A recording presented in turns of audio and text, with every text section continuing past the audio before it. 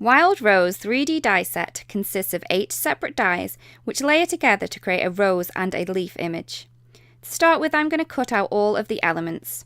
I have added some colour to a piece of white cardstock, and I'm going to cut the smallest of the shadow layers for the flower using the darkest piece, then the mid layer using a middle tone, and then I'll move on to the base layer of the flower, and I'll cut this out of using the lightest colour.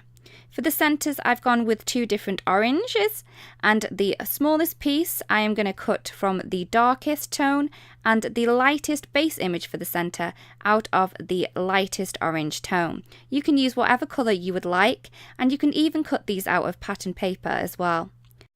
For the leaves, I've added green shades to a piece of white cardstock using artist markers.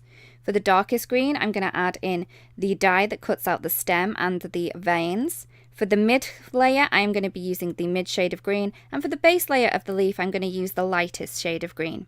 I'm going to add these into place and then cut these all out at the same time.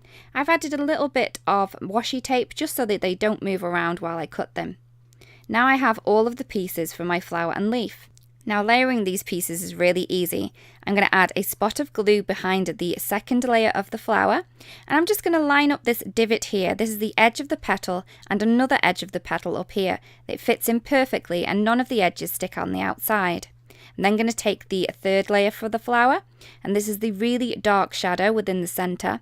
Again, I'm going to line up the same places as before, and the other pieces of this image will just line up on their own. You can see here that this piece just lined up on its own, and none of the edges stick out of the base piece at all. I'm then going to move on to the centre. I'm going to add in the lightest piece first. I'm going to add a spot of glue there, and I'm going to pop that into the centre of the flower. It doesn't really matter where you put this, just as long as it's centerized, it looks really, really cool. I'm then going to add in the second layer of the centre. Again, I'm just going to place this within the centre piece. You don't need to worry about lining this up perfectly. And there is the flower complete. I'm then going to move on to the leaf. For this, I'm going to take the second piece of the leaf, so this is the mid shade that we have. I'm going to add some glue behind there, and this one is going to line up perfectly along that bottom edge of that leaf. The rest of the pieces will then fit in perfectly, and they kind of just line themselves up by themselves.